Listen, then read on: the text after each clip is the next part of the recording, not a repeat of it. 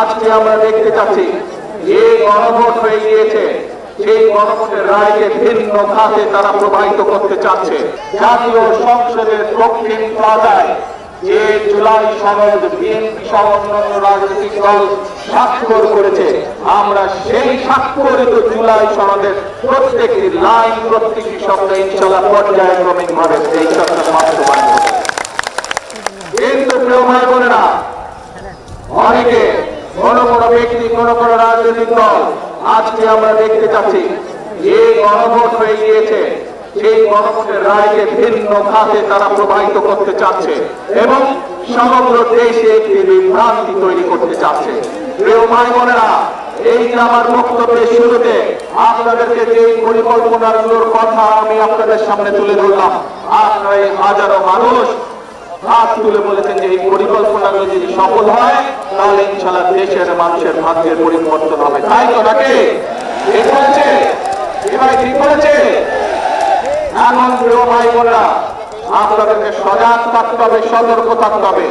যারা গণভোটের রায়কে ভিন্ন খাতে প্রবাহিত করতে চায়, যারা জুলাই সনদের অর্থ ভিন্নভাবে তাদের নিজেদের রাজনৈতিক স্বার্থ হাসিলের জন্য উপস্থাপন করতে চায়, এরা বিশৃঙ্খলা সৃষ্টি করতে চায়।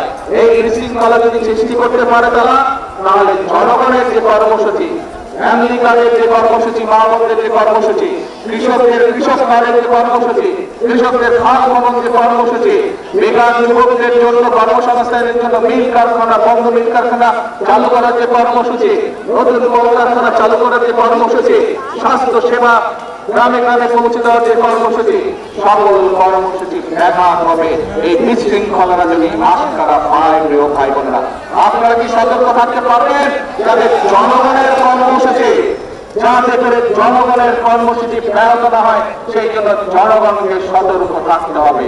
প্রিয় ভাই বোনেরা, আজকে আমরা দেখেছি বিগত স্বাধীনতার পর থেকে বিভিন্ন সময় কারা কারা দেশে অশান্তির চেষ্টা করেছে, বিভ্রান্তির চেষ্টা করেছে, বিশৃঙ্খলার চেষ্টা করেছে।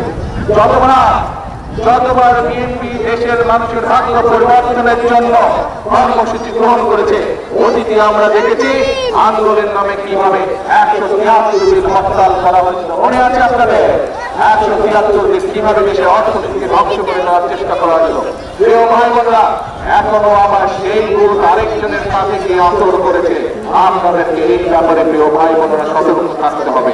আজকে যদি আমরা সতর্ক থাকি, আজকে যদি আমরা আমাদের শপথে প্রতিশ্রুতিবদ্ধ থাকি, আজকে যদি আমাদের শপথে আমাদের কর্মসূচি বাস্তবায়নে আমরা অঙ্গীকারবদ্ধ থাকি, দৃঢ় থাকি, তাহলে বাংলাদেশের মানুষের ভাগ্য নিয়ে কেউ ছিনিয়ে ফেলতে পারবে না।